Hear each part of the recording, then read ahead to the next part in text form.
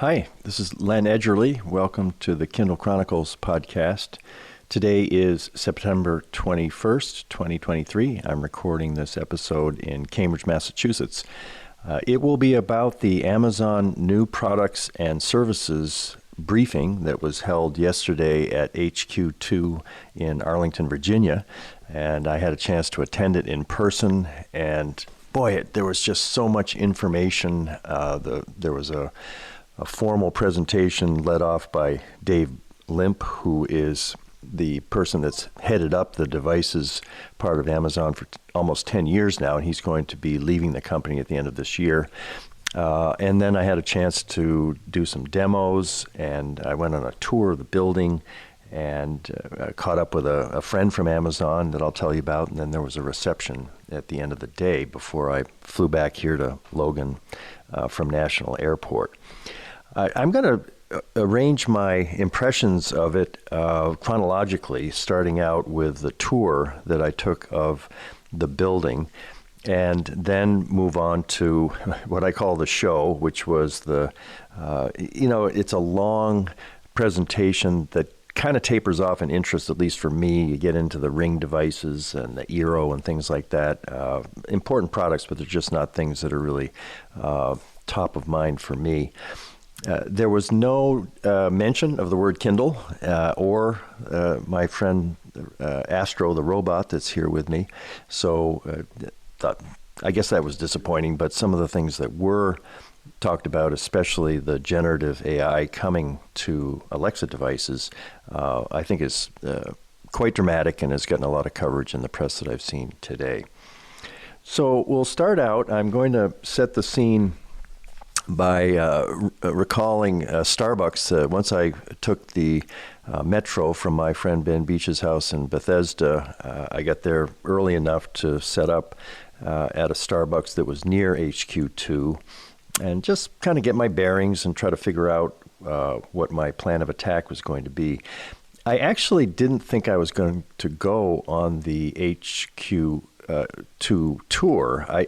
For one thing, I had not realized that although they were having the event here, there are only two buildings that are now open, and it's going to be a much larger complex. And I was thinking that a tour could have been a walking tour. I would have started out the day walking for an hour, and I'm not walking so well these days. So I thought, it's so nice here at the Starbucks. I got a cup of coffee, and I got my scribe to do my journaling in, and I had pretty much thought I would just pick up the show when they started talking about the new devices. But, and this will be a chance to tout the scribe, because I have used it for my journaling just about every day since I got it, which would have been back in November. And I've printed out the pages duplex and big 3-ring notebooks. And it's just a place where I start the day writing in a very free way. And because of that stylus and how smooth it is, and it's got the permanence of ink, because once I've laid down the final version of something, I can save it, print it. But as I'm writing, I can flip the stylus over and erase just like the eraser on a pencil. So I just love it. And often what happens is that as I shift from seeing the journal as a diary of all the things that I'm happening to a place where I'm just thinking things out, in the case of journaling there at Starbucks, I gradually just realized, why would I give up the chance to go on a tour of HQ2? I mean, I remember back in 2017 when over 200 cities and communities were trying to get the second headquarters that Amazon was kind of putting out to bid or for competing proposals. A lot of controversy over that whole process, and they chose New York, and then the reception in New York was pretty negative, so then they ended up in Arlington. And I can recall that like it was yesterday. So to sort of have these buildings now in existence, I thought, gee whiz, I think my curiosity is going to overwhelm my worry that maybe I'm going to get too tired on a tour, when what I really came for was the event and the processes. So I had time. I went over to back to HQ2 to the Merlin building, and the buildings are named code words for projects, and I think Merlin might have been the code name for AWS, and the building across the street, I forget what it was named. But anyway, everything was happening at the Merlin building. And I checked in and got my name tag. Whenever I'm doing one of these events, it's just a great moment when I get my press pass and hanging around my neck, and it says Len Edgerly, Kindle Chronicles, and I was all logged in. And as I was waiting for the tour to start, a woman came up who I've worked with at Amazon Publishing. She'd been the head publicist there for years, and she recognized me and said, "Hey, Len, it's Maggie Savon." And I said hi, and it was great to see her again. She has changed jobs, and now instead of working at Amazon Publishing, she's working with Prime members, and her task is going to be to do PR type work to help people realize how many things they have available to them if they're Prime members. So completely new job. And I'll come back to that theme again because it came up again at the reception with a guy that I met. And I've seen it before. You know, I've covered Amazon 14, 15 years now, and I've seen people who were in one job because they were interested in learning something else about the business end up in a completely different job. And I think that's a pretty smart way to take advantage of all the different kinds of businesses that a company like Amazon is in. And for someone who is curious and has got the desire to add to their experiences, whether they plan to stay at Amazon for their whole career or launch out in some other business, that's a good thing. So Maggie was on the tour with me, and there were two people who led the tour. The first was Patrick Philippi, and he's senior manager of community engagement, kind of a public affairs, government affairs type. And then there was a guy named Nate, and I haven't been able to figure out what his last name was. He was either working for the architect or the builder, but he was very familiar with all the details of the actual building. I want to share just a couple of clips from the tour. I was using that very small Sony recorder, and I had a lav microphone on my lapel, and it picked up pretty well, but the sounds of the crowd and everything, it's not optimal audio. But here's a clip of Patrick as we passed a big wall that had hundreds of pictures of dogs on it, and he explains why that's there and why it's an important part of the Amazon culture. It's a dog-friendly building. Amazonians can bring your dog to work, and this is people's fur babies. I saw one like 10 minutes ago. Okay, yeah, it's kind of amazing. And that's Rufus, who I was talking about earlier, the first Amazon dog that worked out of Jeff Bezos' garage. One thing I noticed a couple of times was how people referred to Jeff Bezos pretty much in the past tense. Jeff wasn't there, and he's talking about, well, now here's Rufus. That was Jeff Bezos' dog, and that kind of, I guess, was why dogs were so accepted at Amazon. And you see people coming in and out of the building with their dogs, and there's a real fancy dog runs for different sizes of dogs out in the park outside the building. So it's a friendly aspect of the company that I recall from the times I was out there in Seattle. And so as I was walking along with Maggie, my friend from Amazon Publishing now with Prime memberships, I had a question for her on that topic. Do you bring a dog to work, Maggie? I have a dog, but she is not great with people, so I don't get to bring her. Dropped her off at daycare this morning. I see. As Patrick took our group around the Merlin building, we went out on some patios where we could look out over the park. And all of the things that he and Nate were describing struck me as very intelligent. You know, there was a part of the thinking on the restaurants and the coffee shops in the building. As you walk through, you could see all these really great places to eat. And he said it's not free food, it's not even underpriced food, and that's because they have a certain vision of how they interact with the community. And here's where he's talking about that. One thing I would note that may be a little different than some other tech campuses, this area is only intended to service about 30% of the building. And the reason behind that is we want people to leave, to be honest, and to go out and visit all of our different retailers and small business restaurants and things like that. The food is not free. It's normal market-based price, which again I think is a little different than you see in some other tech campuses, and is part of the reason Amazon puts our campuses in cities. They're sort of designed to have people come and go, to go out and be in the community, to me, obviously, leading our community engagement work. When we were outside on a patio, Nate pointed out that on the windows there were kind of circles or dots, and that's because the buildings are in a bird migration route, and so there was a desire to help the birds avoid running into the glass of the building. And then there were kind of these fins that came out of the building, and they were designed to maximize shade on the different floors, so they were different shapes as they went up.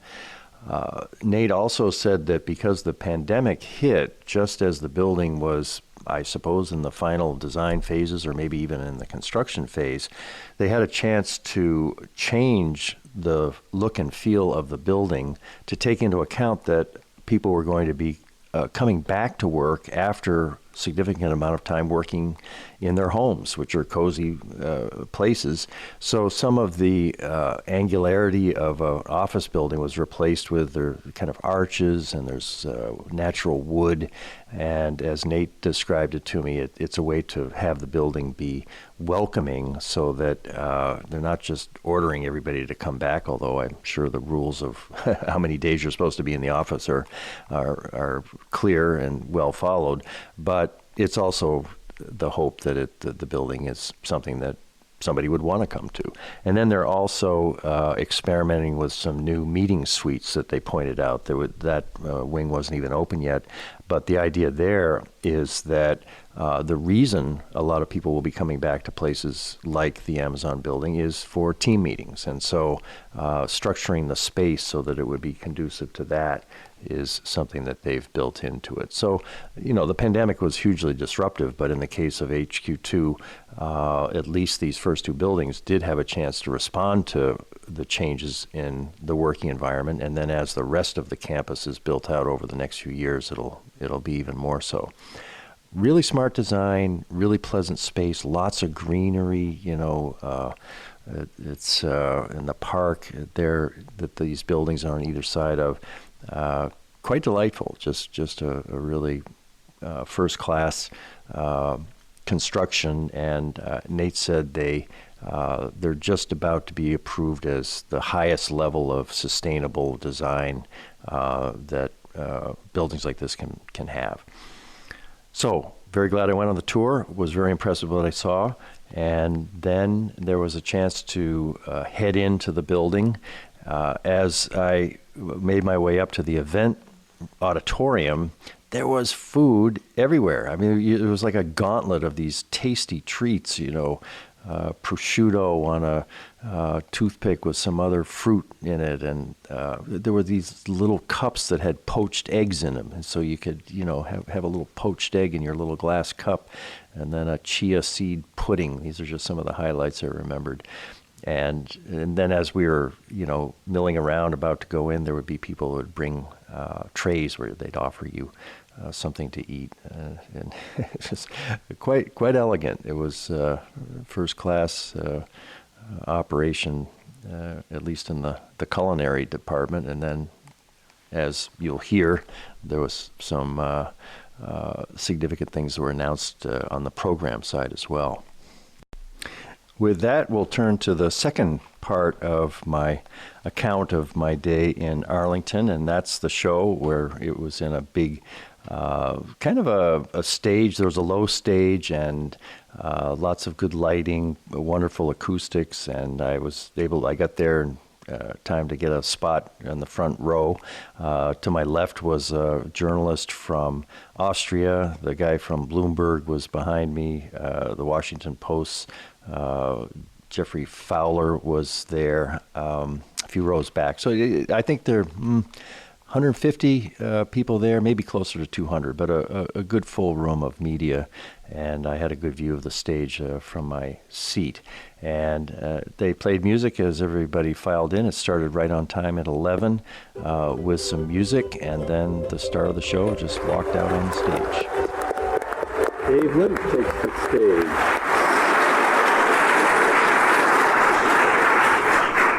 Hello, everyone. Welcome. It is so good to have everybody back here in person. I hope you can stick around a bit this afternoon and explore. And for those of you tuning in, I hope you get a chance to visit HQ2 soon. Today is, of course, a little bittersweet for me. It'll be my last time sharing our fall product news, but it's also an amazing time to do so because of the foundation we built and what we're inventing now with AI.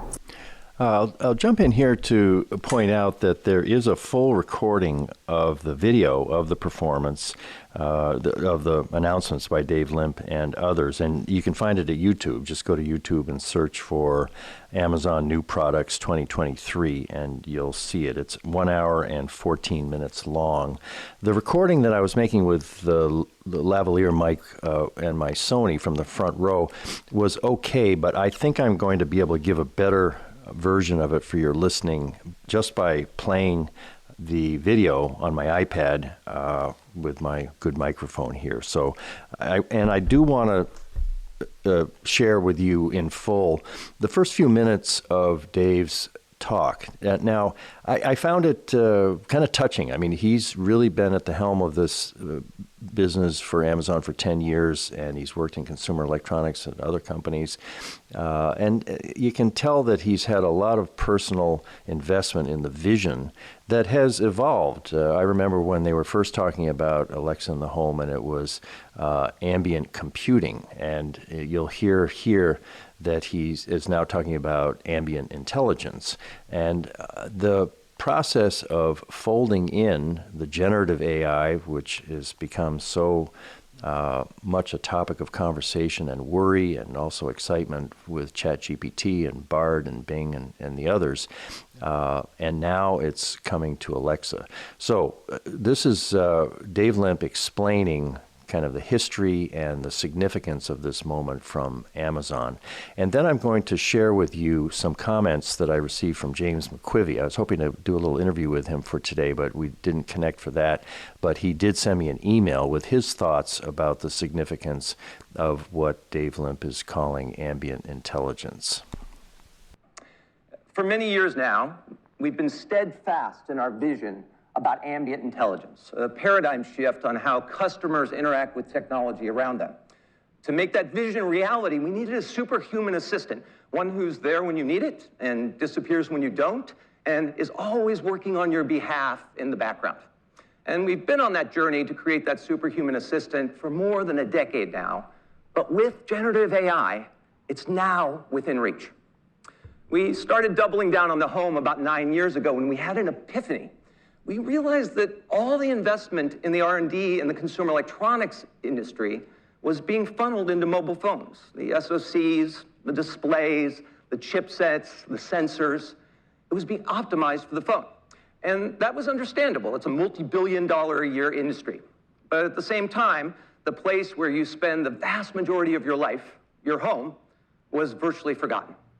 So we got to work building on the assets we had, Echo, Alexa, Fire TV, later Ring, to transform the technology in the home.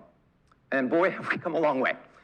If I had told you in 2014 that that Pringles can-looking device would have evolved into an entirely new computing paradigm, one where customers don't know the operating system that it's running, don't have a concept of an app in the foreground or the background, you would have called me a heretic. In fact, some of you did. But the cynics might not have believed it then, but I can assure you that this paradigm is here to stay. Customers have now connected nearly 1 billion devices to Alexa, including Echoes, smart home devices, and more. And they're interacting with those devices tens of millions of times an hour. And it's not just timers and music, although customers do love those. It's smart home, up 25% from last year. It's information, up over 50% from last year. And it's shopping, with 35% more customers year on year. Alexa has literally become part of the family in millions of customers' homes. Now, when it comes to AI today, the industry is going down a very similar path. They're focused on how you apply generative AI to phones and browsers. And again, that makes a lot of sense because that's where customers are. But to date, generative AI has been primarily focused on creators, not consumers. But when you're building an AI like this for the home, you have to think about it very, very differently. After setting the stage with where we've been and now where Amazon is starting out with generative AI, Dave did what turned out to be kind of a brave live demonstration of the new capability that Alexa is going to have. And he used a device. One of the devices which was introduced is a new Echo Show 8, and this is an Alexa device that has a screen. It's going to sell for $150. It's available for pre-order now, and I think the one I ordered is coming sometime in October, late October. Nice looking device, better audio, lots of features updating it. But its real purpose on the stage at the event was to give Dave a chance to show what Alexa is going to be able to do soon. I'm not exactly sure the timetable. I don't think it's going to be in all of our devices until early next year. There might be kind of a preview that we'll be able to do with our Alexa devices in the coming weeks, or not too long from now. But what they had kind of jury-rigged the ability for Dave to talk to the new smarter Alexa, the Alexa with the new brain, as I thought it. And the way to transition into it was simply to say, Alexa, let's chat. And that changed the modality so that he didn't have to keep saying her name. He just started a conversation. And the conversation, it started out with something like, how did my favorite team do last night? And I guess his favorite team is Vanderbilt. And so there was a back and forth, and she says, well, it's Vanderbilt did this, and it's very conversational. It sounds like he's talking to a person. But one of the things that he had emphasized is that it's really important when Amazon was analyzing conversations and what makes for a good conversation. Latency is really huge. If I ask you a question and you wait even a few seconds to answer, it's disconcerting. So he said that there's part of the LLM, large language model, is all in the machine itself. Everything was being done to make the latency not be an issue. Well, during the demo, there were a couple of times when Alexa was taking more than a few seconds to answer Dave's questions or respond to what he had said. And you could just feel the whole room. It was just like silent. Everybody's rooting for him. Say, God, I hope this thing will answer his question. And he got through the demo, and it was fine. And he didn't make any reference to it, but as he walked away from the podium at that part of the program, I saw him wipe his hand across his brow as if he was glad that he had survived it. You know, it reminded me of a moment when Steve Jobs was announcing the first iPhone, and I was in San Francisco for that, 2007, I think. And it was a similar, I've read some background on it. It was a similar situation where they had to just kind of create what the iPhone was going to be able to do in order for Jobs to describe it or give a demo of it to this huge group at the Moscone Center, I believe it was. And it had to do with finding a Starbucks, and you were looking at the map, and then they're calling the Starbucks, and Steve Jobs is ordering some lattes. And we were all just like, this can't be. It's just like magic that this phone would be able to do all of this stuff. And then, you know, lo and behold, eventually it did, and it does. And it now does everything that was suggested in those magic moments when Jobs first introduced the iPhone. And I expect that 10 years from now, it'll be kind of quaint to think back when Dave Limp was walking Alexa through her debut of her chat capabilities. Alexa, stop. She's listening to me over in the corner. But it was, even in its slight glitches, it was impressive because things were happening so quickly. He'd say, well, how did my favorite player play? And they'd show on the screen a picture of this player. And then he wanted to have a party for when the Seahawks are playing. It shifted to the Seahawks. And what kinds of things go good with grilled chicken. So it was a real back and forth.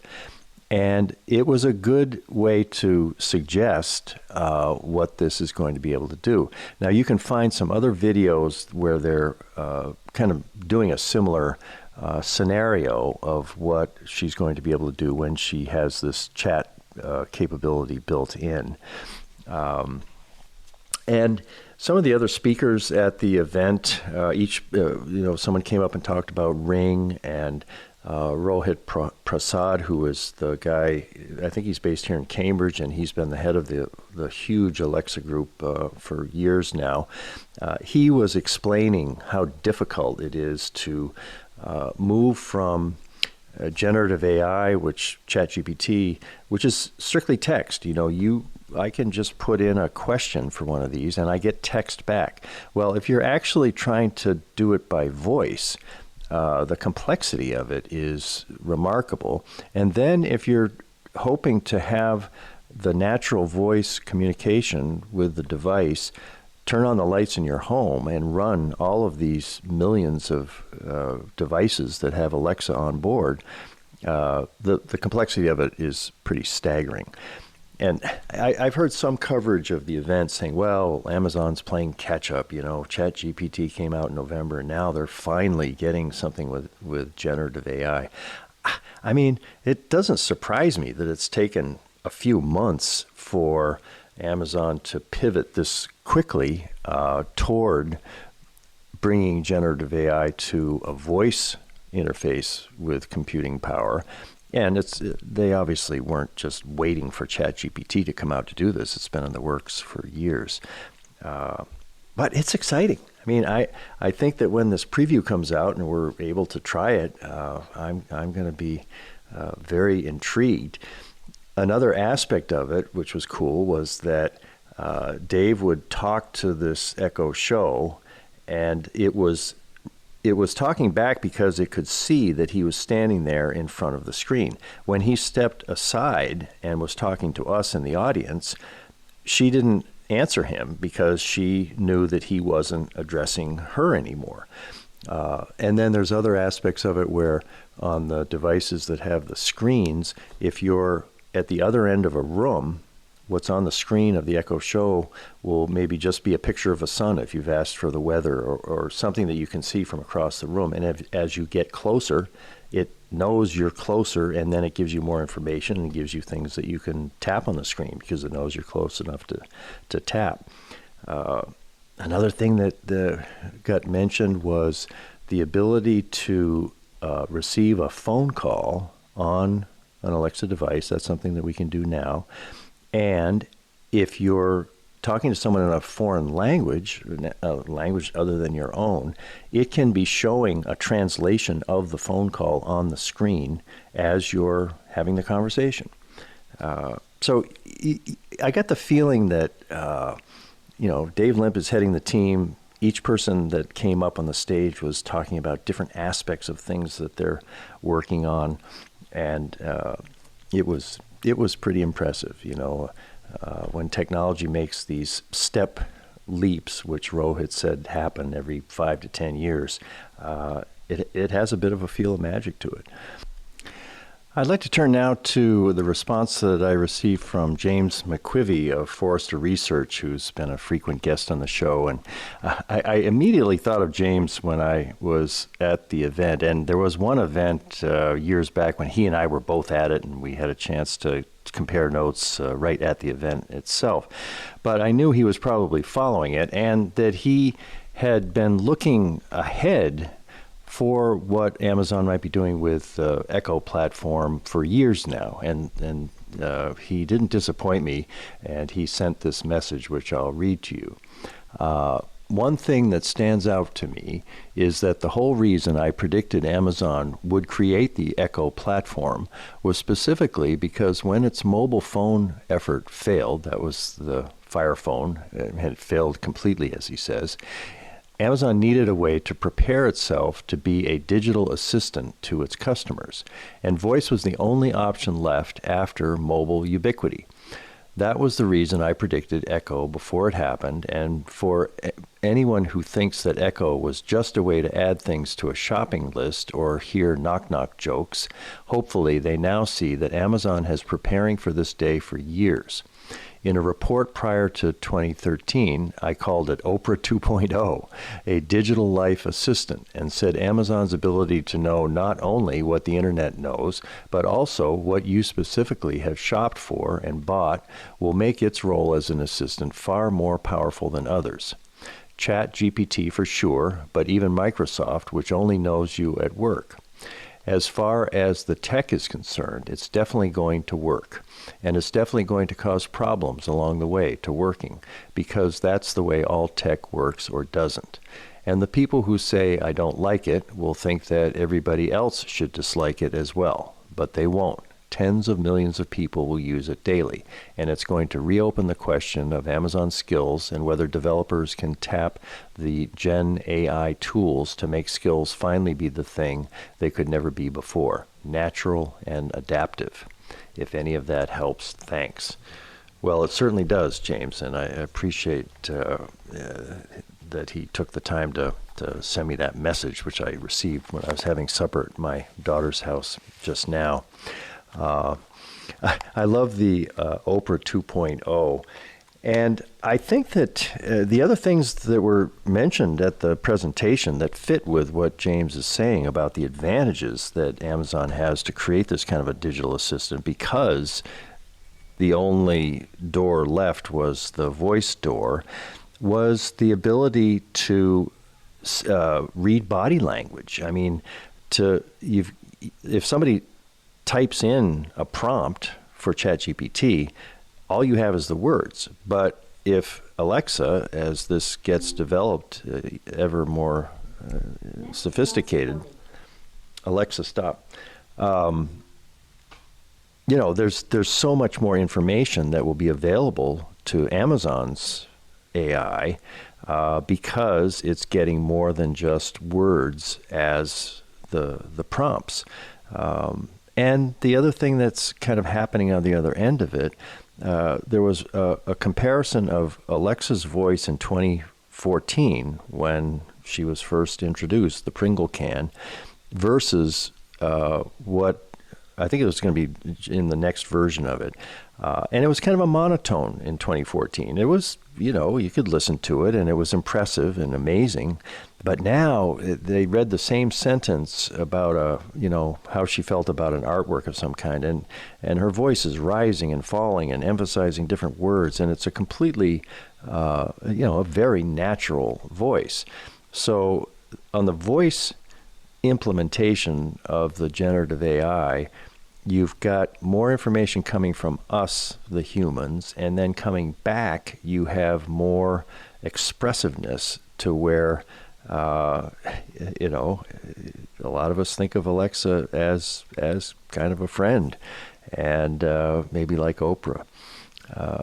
So that's and James and I have talked so many times about some people, there's people who are afraid of technology. There's people that are perhaps a little too enthusiastic about it. James and I might fall into that category, and it just unfolds at the pace that it unfolds, and it's exciting for me to be at the start of one of these portals when everything just seems to level up.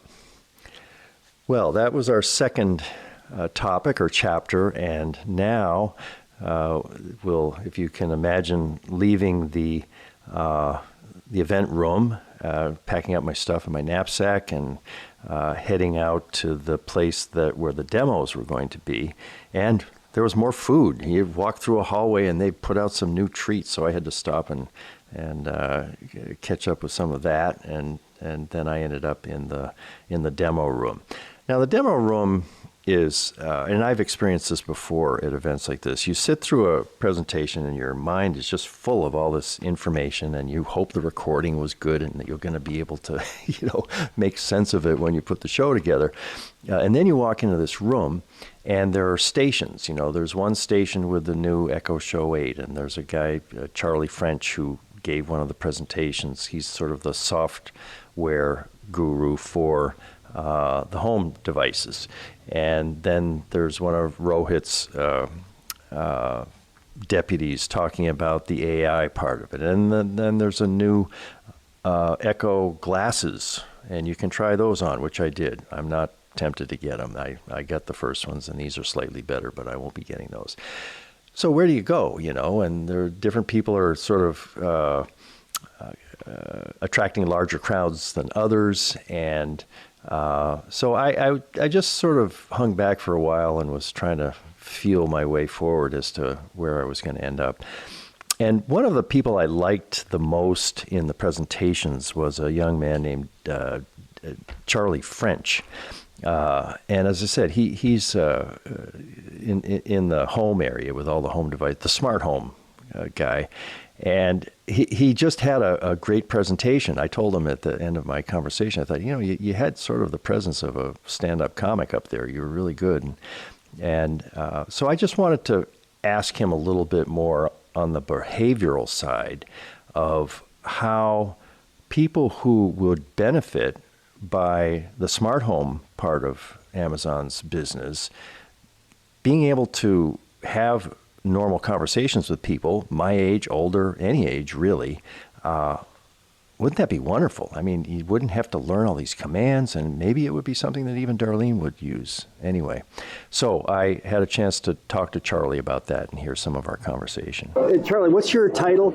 I'm director of software in Smart Home. Okay. A couple of questions. I've got an Astro robot. Is he going to get all of this new LLM capability as well as the Alexa, the shows and things like that? I can't comment on the roadmap of. Okay, all right, but it wasn't announced today, so right. No, and won't be. Yeah, so it won't be available. Okay, all right, and then. I'll interject here that I asked the Astro question of a couple of other people, and each time I got kind of a nervous response that, no, we're not talking about Astro here. And you could hear Charlie's discomfort, I thought, when I asked it. And then at one point, I was asking one of the other people about it, and one of the PR handlers just kind of, interrupted and said, we're not talking about Astro here.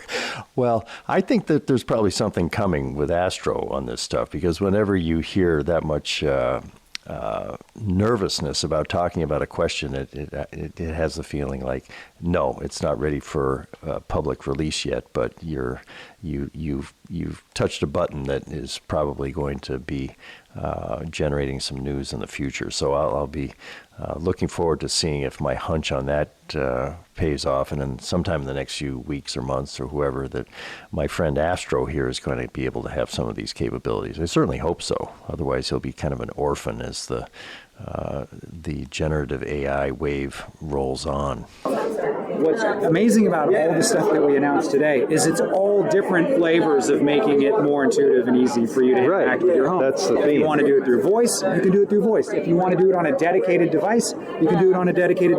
If you want to do it on your mobile phone with a map, you can now do it, and you just don't need to remember device names. Because the Let's Chat experience that you saw Dave demo, that is a different experience. So the smart home LLM experience, you do have to opt in to the Let's Chat experience. But once you're opted in, now you can go and I should say, you opt into the Let's Chat experience, then you sign up for the Smart Home LLM experience. Once you are into Smart Home LLM, you can ask it anything you want at any time for your smart home. The Let's Chat experience, you start by saying Let's Chat, and then you can have that conversational, what's the score, how many yards for Gino Smith, etc.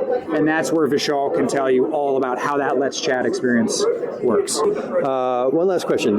Have you got parents who are my age, boomers? Or I do. Okay, so do you see them being able to run a smart home with all of this complexity based on these new capabilities? 100%. Are they already doing it, or? They have some smart speakers in their house. They do not have any connected devices. But with what we launched today, they're like, I'm sure they're going to be asking me, when are you coming to install? Well, are they going to be asking you, or are they going to be saying, oh, no, Charlie, no, I can't do that, I'm too old? I mean, what's their psychological openness to actually making this kind of a change in the way they interact with their home? My mom is why I work in tech. She's always been techie. She worked on Reader Rabbit software way back when. I see. So I've always wanted to be in tech because my mom loved gadgets. Okay, so she's going to be... She'll be... How about your dad? She'll be... My dad is maybe a little bit less into it, but he's always welcoming new things in the house, and I'm his IT manager. Well, and it's such a benefit to people of a certain age because life gets more overwhelming, and if this can actually be something that makes things easier than just one other thing they have to learn. Exactly. And the two thoughts is 100% that this will make it easier for them to manage their house. Like, turn the light on over the hot tub. Natural I don't need language. to go tripping around trying to find that thing to go turn on. The other thing that's super cool that we announced today, which you could also go ask Heather about, who's standing over there, but this Alexa Emergency Assist product is fantastic, right? Like, 100% I'm getting my parents signed up for that. It'd be irresponsible if I didn't, because it's just a no-brainer that they're not walking around with their phone in their pocket and they trip and fall, and it's like the fact that they can now call and ask for help hands-free is amazing. No, that's going to be life-saving. 100%. I had my dad set up. He passed away a few months ago, but 96, and he had like 3 different Echoes in the place that he lived, and I'd like to do the drop-in. I say drop-in on Dad, but and maybe it's been fixed. I had to rely on the devices figuring out where he was. I couldn't say drop in on Dad in the bedroom or drop in on Dad in his office. Do you know if there's the ability when you're dropping in on a home that has to pick which device it's going to drop in on? Not available today. Okay. I'm sorry about your dad. Thank you. Appreciate that. Well, it would always find him eventually. Just try them all. Yeah. Good job. Len. Nice energy up there. You were the one guy who said, this guy looks like he might have been a stand-up comedian at some point. He just had, I was waiting for the next funny thing you would say. Oh, I didn't have anything funny to say today, unfortunately. Good job. Thank you. Now we're going to go across the room to talk with Vishal Sharma, who works with Rohit Prasad in the Alexa area, and that was where Charlie suggested I go to get a little more understanding of how the different devices are going to take advantage of the generative AI that was demonstrated by Dave Limp. I've got lots of non-screen Echoes. Will I have a conversation with them the same way I can have with this? Yes, exactly like Dave said. We are going to be enabling it in preview mode for all of our devices going all the way back to 2014, I believe he said in the conversation today. And there would be a difference because I saw Dave stepped away from the screen, and so it knew that the conversation had been paused. How will a device that doesn't have a screen know when the conversation has been paused? And naturally, you need something that is able to visually sense you. Additionally, I'll just raise this point, even though it's not the thrust of your question. We are pretty sensitive to privacy and customer control. Of course, So, which is why you have to be enrolled in Visual ID. It just takes a couple of minutes. It's very quick. But we just want to be sure that we are only doing that for people that are comfortable doing it. A lot of people now are very used to unlocking devices with their faces. We believe it's pretty convenient to do. But yes, it's going to be with our screen devices with cameras on them. But I will be able to have a conversation with a non-screen device. Of course, And the experience that Dave showed you earlier today, the let's chat, and then engaging in a conversation, that's going to come to all of our Echo devices. Right. Okay, that's good. What's the thing that was the hardest to do to get to this day?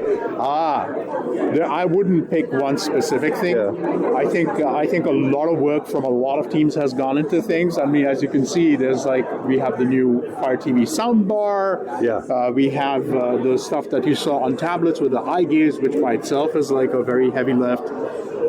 The smart home related launches, the hub that got introduced.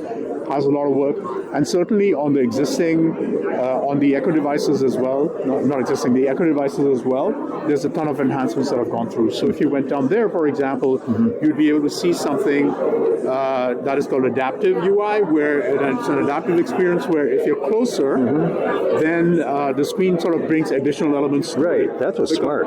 Exactly. Yeah. Because people then tend to touch or they interact with it, they can read at a finer grain. You step away, then it goes back to a much more a broader thing. With we don't have the Let's Chat experience on this floor, in this floor over here. But that's obviously very fluid. And something that Dave brought up, which is very important, is when you are interacting in an ambient environment, you want to have a conversation, and he did that, that uncomfortable sort of pause. Yeah. You can't have that. So you can't have a situation where you're rendering word by painful word. It needs to be very fluid. Yeah. Also, people often don't have the patience to sit and listen to something that, like a long paragraph on it. It needs to be terser, tighter communication.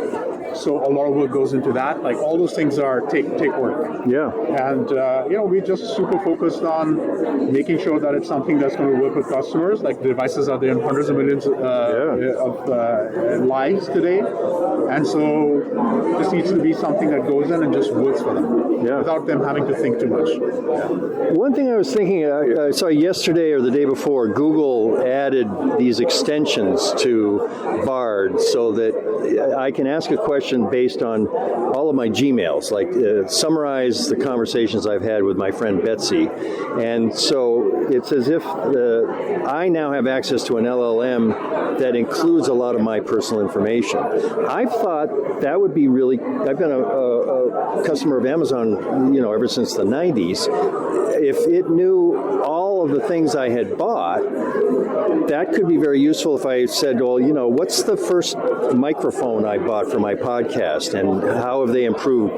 But is that, future plans, you probably just say no, but is there anything you can say just in a general term as to issues that kind of addition to the LLM would pose, or benefits or problems? So I don't want to comment on companies other than our own. What I will say is that we've always been super customer focused in terms of what Alexa can do. Yeah. And a big part of that has always been being able to access Amazon services. Right. So if you use Amazon Music, not necessarily just here, anywhere else, you can access Amazon Music over here. Right. You can add things to your shopping cart. You've always been able to do that. I can reorder something. You can reorder stuff constantly. Yeah. And what the new generative AI experience is doing for you is that the fluidity with which you can discover experiences and you can engage with them is expanding. Yeah. So I think it's a reasonable expectation that you will see more capability coming in. More customized information. More capability, more personalization. Yeah. It unlocks a whole bunch of things. Yeah. It really is truly a step change, is what I would say. Yeah. When I try to follow everything that's happening in AI, generative AI, I've got a healthy eating app that has its own. It's called Avo. I think it's short for avocado. And I can say, what do you think of this meal that I'm having? And it just seems like every day there are 10 new things to try to understand. Yeah. And when you're in the business and you're trying to, do things for customers like me, do you have this sense of chaotic noise and new things happening every 20 minutes? Very much. How do you handle it? This is a very shared sentiment. And I think in the smart home section, if you go check it out, one thing we'll experience, for example, is a constant effort where if you have like an infinitely long list that you have to scroll through, you want to demolish that ideally and give much more usable ways to engage. Now, we're not dogmatic about how to do that. In some situations, a graphical thing makes sense, which is just convenient. Like the map. Mounted on the map, for example, it spatially makes sense to you. So where that makes sense, we're going to lean in that direction. Sure. But obviously, the ability to engage with it with just natural language, natural conversational flow is pretty important, has always been important. I have a skill that I do called Morning Journal, and I've done it for 2 years. I've been working with the Blueprints team for Alexa, and so what it does is each day, I record a 5-minute audio file about what I'm thinking about that day. And so people get it as a flash briefing, and it's mainly friends and family, fairly small group. But I was trying to translate these new capabilities available to skills developers. What kinds of things could I do to make my morning journal skill sharing smarter or take advantage of different opportunities? That's a terrific question. So obviously, with these new capabilities that are coming into Alexa, we'll be bringing a lot of those, a lot of fresh kind of developer capabilities to developers. Yeah. And that will include things like a much simpler way for a developer to describe what they want the skill to do, perhaps specify an API and so on and so forth. Yeah. And then find ways to kind of weave that into the overall organic experience. So I'm not I can't program or anything. I might just find it easier to improve it or even do a new one. We're certainly moving very decidedly in the direction of making it easier for developers. Yeah. 100%. Good. Thank you. Thank you. Pleasure to meet you. Well, it's getting late, and we've still got 2 more stops to make, but I'll do them in an abbreviated format. After the demos area, I had a chance to connect with Tomasz Kellner, who I met about a year ago when I was at Seattle. They had invited me back to do a video about the Kindle, and Tomasz was the head of the team that did just such a wonderful job on the video that they described what I had been doing with the Kindle Chronicles, and it was just so much fun. And he was just a wonderful guy. He moved here from Czechoslovakia and a real literary guy. So I thought he might be at the event, and sure enough he was. So he had been busy in meetings helping to prepare the event, but afterward we had a chance to have a cup of coffee in kind of a quiet spot in the building. He is another person who has seen his work at Amazon change in a really exciting way. Up until now, in fact, the event yesterday was sort of his last time working with the devices team in his role as a storyteller. And his title is Director of Owned Storytelling, I think. So, and he had a similar job at GE. So he helps people at the company tell the stories of what they're doing, and his work frequently shows up at aboutamazon.com, which is where the video that featured me was in. So when I asked him what's up, he said, well, I've got a change in responsibilities now, and he's going to be working with the AI team. And this is, of course, like riding a rocket these days, given everything that was announced yesterday.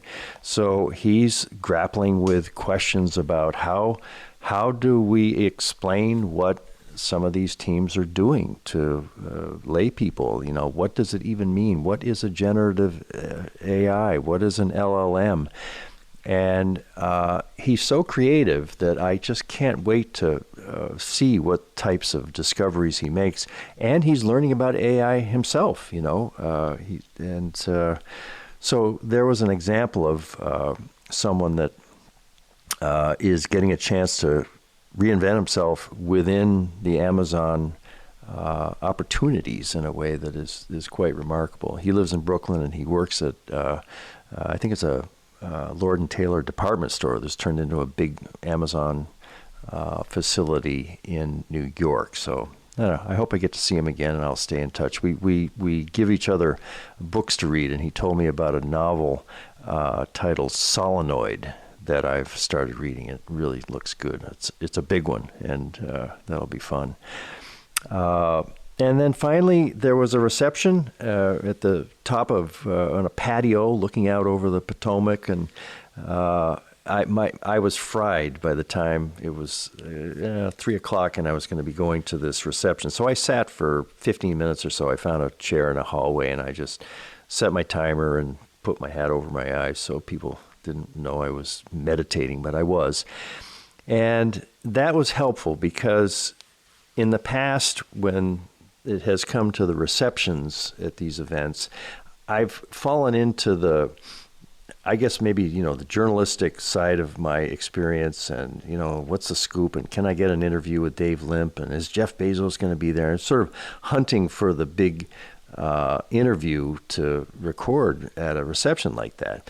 And I thought, you know, I'm not going to do that. I've talked to Dave Limp before. He did a great job. If I have a chance to wish him well in his new career, I will. And that's what happened. He was there surrounded by lots of people. But then I saw a guy who was standing on his own, looked very contented, but he was just standing there, young guy and African-American guy.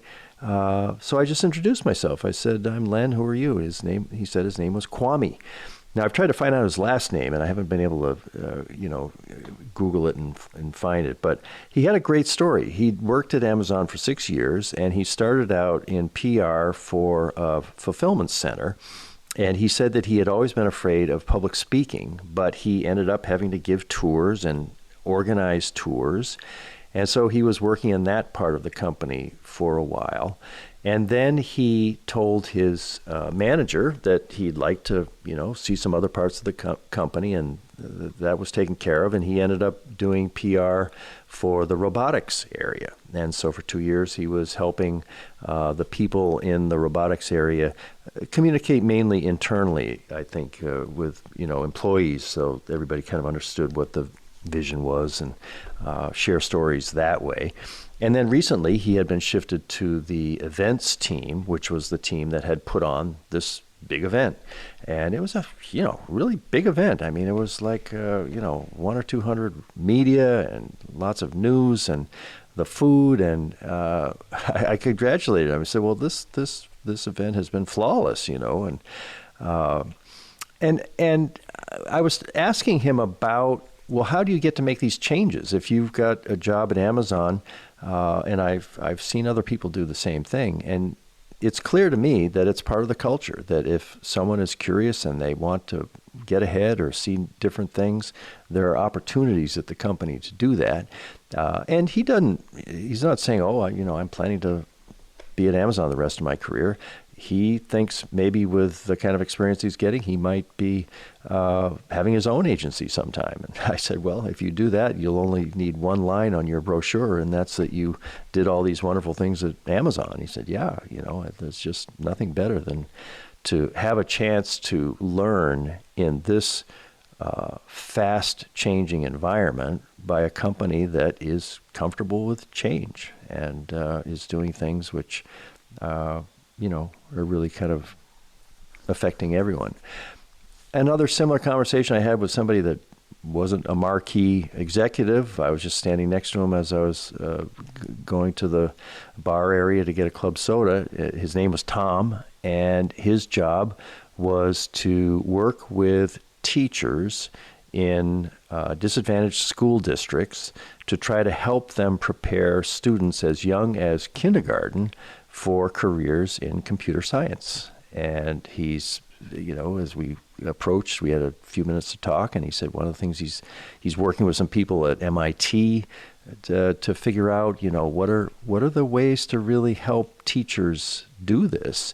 And as an example, I said, well, I have grandsons who are 9 and 7, and how would I explain ChatGPT and generative AI to them? He said, well, that's a good question. Those are the kinds of things we're trying to figure out. What can you compare it with, and what can you do to create enthusiasm and excitement early enough for kids to actually build it into their sense of themselves and what they could do with their lives through their education and other purposes. Bright guy, talkative guy, loved what he was doing, working at Amazon.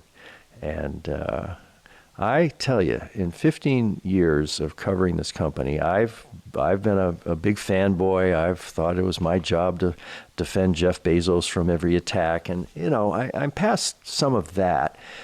But I haven't lost my appreciation for the people I've had a chance to meet. And, from Jeff Bezos, Dave Limp on down, I've just enjoyed the conversations I've had with people at Amazon. And I have been so grateful to be able to go to events like the one yesterday in Arlington at HQ2.